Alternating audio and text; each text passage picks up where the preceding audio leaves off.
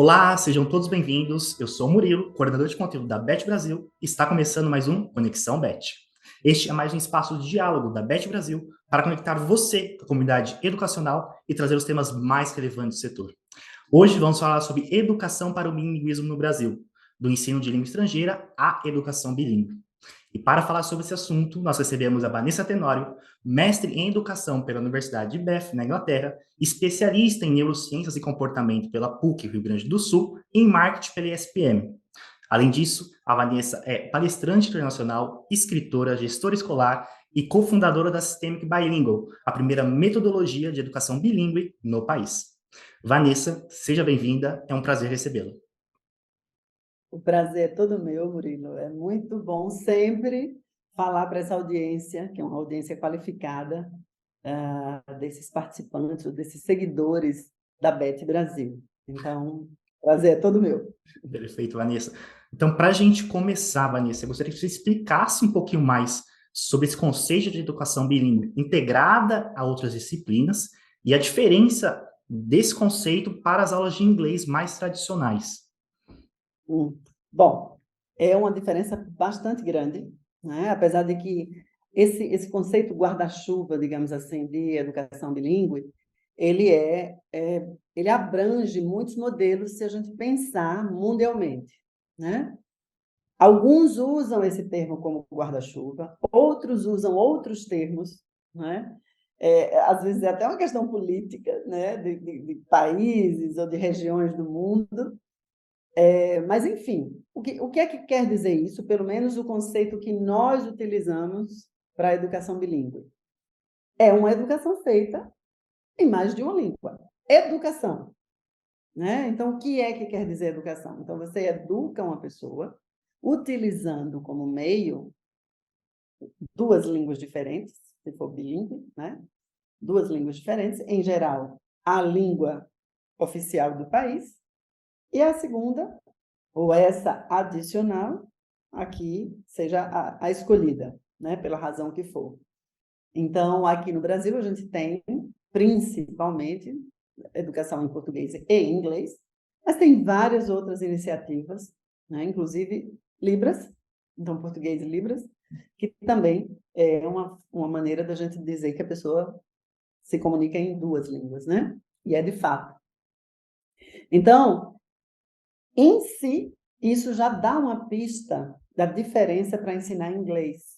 Então, ensinar inglês como disciplina, que é, na verdade, o que majoritariamente ainda se faz, né? Por incrível que pareça, algumas iniciativas até ditas de educação bilíngue, no fundo, elas são aulas de inglês da maneira tradicional, que é você estudar estrutura baseado, pelo menos, na estrutura hierárquica da língua, né? Então, aquela gramática que se criou uma hierarquia que não tem a ver com a maneira como o seu cérebro processa, né, e internaliza uma língua adicional, tem a ver com você estudar como ela funciona, treinar, é um treino, né? E, enfim, lá no fim desse treino, no final desse processo inteiro que dura anos, ou, quer dizer, dura horas, pelo menos, mas em geral distribuídas em muitos anos, e você eventualmente vai juntar esses pedaços e conseguir se comunicar, se for o caso. Às vezes o processo não funciona. Mas educação bilíngue ou educação em inglês, eu gosto de dizer até que a gente faz educação em inglês, é o que a gente faz, que é educar o indivíduo, educar o estudante ali em todos os aspectos, inclusive de conteúdos de outras disciplinas, utilizando a língua inglesa para que se desenvolvam ambas as coisas, ou todas as coisas, conteúdos, competências e a própria fluência em inglês.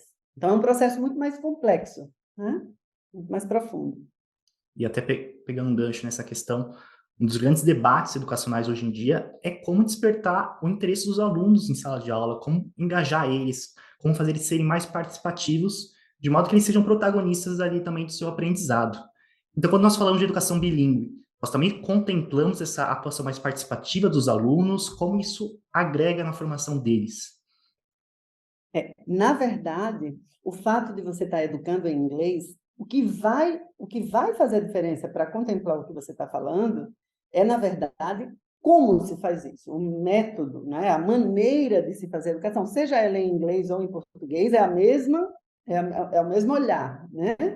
Só que, qual é a vantagem, entre aspas, de você educar numa outra língua que não é a do falante, a do estudante que está no processo de aprender a outra? Se você fizer isso como deve ser feito, o que você faz durante toda a aula? Você faz um processo de mediação ali para que a língua seja devidamente compreendida, utilizada, para que o aluno seja exposto a ela da maneira mais compreensível possível, né? E isso não quer dizer você falar coisas simplificadas, não. É um outro tipo de mediação, né? A gente tem um termo muito usual entre nós que se chama scaffolding. Esse scaffolding, então, é você dar o suficiente ali para o aluno conseguir transitar no outro conteúdo. Não é no conteúdo de inglês, é no conteúdo que você está ensinando, né? O que você está querendo que ele aprenda. Esse processo em si, como ele é interacional, ele já traz o aluno para uma posição muito mais ativa. Já traz automaticamente.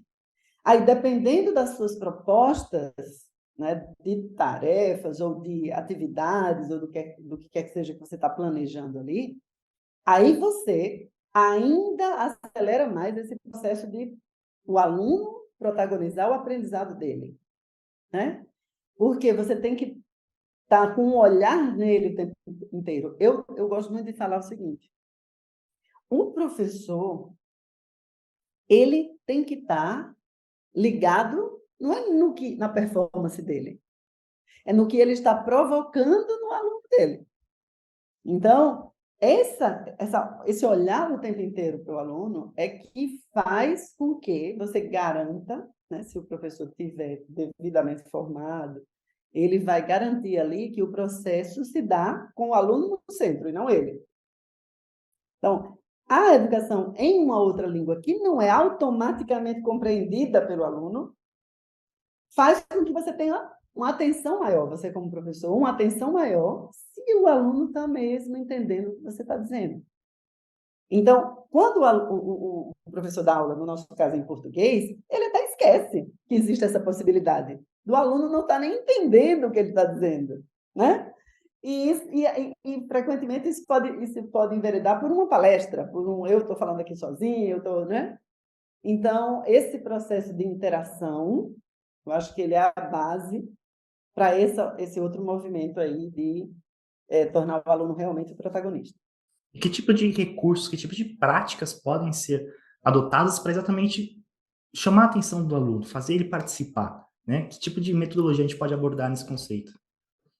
Então, existem várias metodologias, né? Muitas metodologias que tornam esse aprendizado uma coisa mais ativa, são chamados até, né, comumente de metodologias ativas, mas é preciso ter muito cuidado na implantação disso. Né? É preciso ter muita propriedade, os professores têm que estar dominando isso. Mas a ideia é justamente que você traga o aluno para ir buscar, para você dar o caminho, a mediação, e ele ser, digamos assim, instigado a procurar esse conhecimento. Né? Porque antigamente eu acho que conhecimento se confundia com informação. Informação, fatos. Conhecimento não é isso. Conhecimento é você conseguir internalizar a informação e torná-la ativa, né? Poder aplicá-la. Isso é você ter conhecimento, você poder aplicar, e não você recitar aquilo que você memorizou. Então, assim, no nosso caso, né, do sistema, que a gente usa muito o PBL. PBL, que é Project Based Learning, que a gente usa a metodologia americana, né? Então, tem uma série de passos, mas, acoplado a isso, nós temos a nossa metodologia de fazer o scaffolding. Né? da língua. Então, existe um casamento de metodologias aí para a gente poder fazer isso numa língua que ainda não é dominada pelo aluno e está em pleno desenvolvimento. Então, tem de fato aí uma série de estratégias e uma série de técnicas para serem usadas, e quando são usadas da maneira correta, o resultado é uma coisa linda. Quem gosta de educação fica fascinado com o resultado de um processo desse, né? E, Vanessa, gostaria de saber como você vê o cenário atual da educação bilíngue no país e quais são os principais desafios para que a gente possa avançar nessa temática, né? Que a gente possa introduzir esse método ser cada vez mais presente nas escolas brasileiras. Se a gente estiver falando em a outra língua, na língua adicional, né? Se a gente estiver falando em educação em inglês, o primeiro desafio grande é esse conceitual. Então, o que é educação em inglês? É você, de novo, trabalhar em torno das estruturas só mudando o tema? Não é o que a gente pensa, né? Mas, uma vez que esse conceito esteja vencido, aí vem o grande desafio, que é o professor. É o professor que é o centro. Eu falo que o professor é a nossa plataforma. A plataforma de uma educação bem feita é um professor, né? O professor, ele é o centro dessa disseminação correta dessa educação e acima de tudo, da aplicação disso. Então, como é o professor que precisa reger o que acontece na sala, todas as interações, e entender como é que tem que fazer, que metodologia é essa, ou que metodologias são essas que eu vou ter que aplicar e deixar o meu aluno no centro. Imagina, ele é um, em inglês a gente diz um juggler, né? Ele é um malabarista, porque ele tem que ficar olhando para o aluno em termos de língua, ele tem que ficar olhando para o aluno em termos de participação ativa, ele tem que ficar propondo essas coisas. Então, esse mediador é um mediador que, se não estiver apropriado dos conceitos, das teorias e dessas técnicas, o processo vai falhar. Como sempre, se a gente tem na educação o professor como centro do processo, que vai transformar o aluno no centro da aprendizagem, então ele é esse ator que vai fazer a coisa acontecer. Então, ele é a figura com quem a gente tem que se preocupar. Não é com o material. O material é um instrumento de segundo passo. Se o professor não puder fazer uma aplicação adequada, você pode trazer o melhor material do mundo. Não vai acontecer. Né? Então, ele é para a gente, esse professor, essa professora, eles são as nossas estrelas, né? Que vão transformar os alunos nas grandes estrelas. Né? Então, acho que é esse é o... E até acrescentando, eu queria me aprofundar um pouquinho mais nesse ponto. Como preparar os professores para que eles tornem esse processo de educação em inglês mais factível, né? Enfim, qual essa jornada toda, imagino que seja bem extensa, mas qual é essa jornada para que os professores estejam aptos a preparar, educar os alunos nessa educação em inglês? É uma jornada bastante longa, né? Porque nós não temos, nas formações superiores, uma formação específica para isso. Né? Ainda que tivéssemos, mesmo que ela seja boa, você precisa da prática, você precisa, né, ir para a sala de aula com aquele conjunto de conceitos para conseguir aplicar de uma maneira eficaz. Então, o nosso desafio começa, na verdade, na fluência dos professores, né? Porque a aula em inglês é uma aula em inglês, né? Não se fala em português ou em outra língua, se fala em inglês. Então, já que se fala em inglês, o professor tem que ser fluente. Esse é um passo.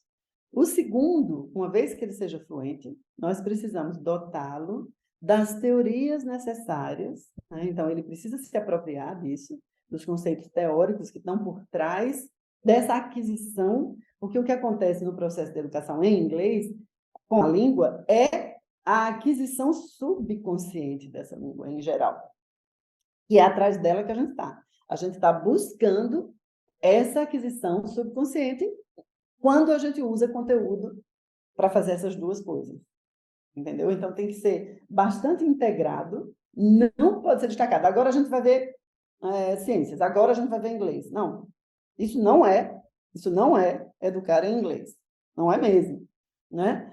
Então, para eles, os professores se apropriarem dessa teoria, leva um tempo, obviamente, e eles precisam, dentro da sala, se munir de técnicas para que isso aconteça, utilizando um material que favoreça isso. E se o material não favorecer, e entregar a ele um currículo, né, pronto, e assim, completamente contrário a essa ideia, ou seja, cheio de hierarquia gramatical, pode até estar escondida, mas se ela estiver ali no fundo, é isso que vai acontecer, um processo contrário, totalmente consciente, de estudo da língua, para, eventualmente, isso aí se juntar lá na frente, não passa de um treino.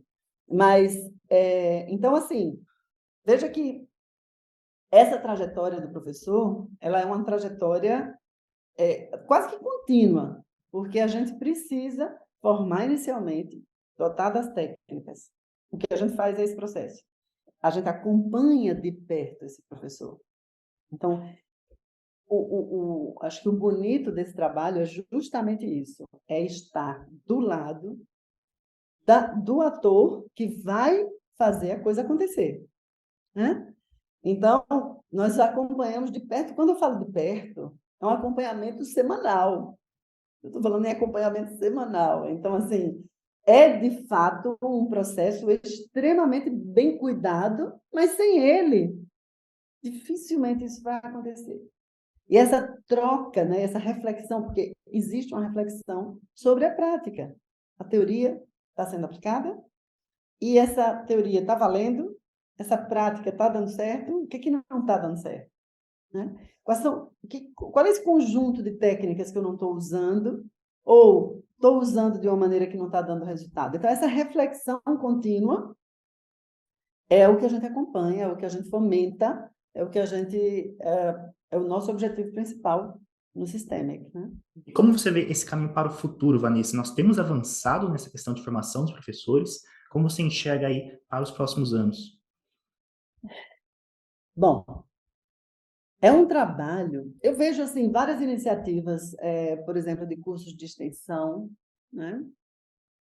Vamos ver em que isso vai dar, né? Se isso vai gerar frutos, porque as diretrizes lá de educação bilíngue do MEC, ela pressupõe, né, que o professor tem que ter um curso de extensão. São 120 horas, mas em geral, o que a gente encontra são cursos mais generalistas, né? Quando o professor vai para a sala de aula, isso aí ajuda, dá uma base, né? Mas quando o professor vai para a sala de aula, ele precisa de orientação. Precisa. Então, isso aí é o que a gente vê na realidade da gente, né? Pode ser que haja outra realidade da qual eu não tenho conhecimento, mas essa é a realidade que a gente vê. Então, assim, eu acho que, de qualquer forma, eu me sinto, sabe, Murilo, super feliz quando eu me lembro que fomos nós que lá no começo dos anos 2000 começamos a propor isso. Essa coisa de educar em inglês, essa coisa de sair do tradicional, da hierarquia gramatical. E, olha, não é uma luta fácil, tá? Não é uma luta fácil. É duro, mas vale a pena. Então, assim, as iniciativas que há por aí, eu acho que todas são válidas para fomentar essa ideia, sabe? Mesmo que algumas proponham coisas mais tradicionais, mas o simples fato de trazer à tona essa ideia da educação em um outro idioma, né, para acrescentar aquele que a gente já faz, aquela que a gente já faz em português, eu acho que só isso já vale muito, né? Você vê que é um assunto que está recorrente, né? Eu acho que na própria BET é o que a gente vê. A gente foi o primeiro programa que expôs na BET, no Brasil. Então, quando a gente expôs, durante muitos anos, não tinha colegas. Agora, talvez a maior parte da feira seja, né, o grande componente da feira seja de programas bilíngues. Então, assim, de qualquer forma, você está falando sobre isso, está fomentando isso, eu acho que vale a pena para a gente fazer um movimento forte para frente, né? Mas, mais uma vez eu digo, sem colocar o professor no centro, acho muito difícil. E até aproveitando esse gancho, acho que o assunto vem sendo cada vez mais falado, inclusive vai estar presente, né, no Congresso BET Brasil agora em maio, e que terá você como uma das palestrantes, Vanessa. Então, gostaria que você explicasse para a gente o que você pode adiantar da sua participação e a importância de a gente falar sobre esse assunto para um público cada vez maior. Sim, eu acho que é super importante.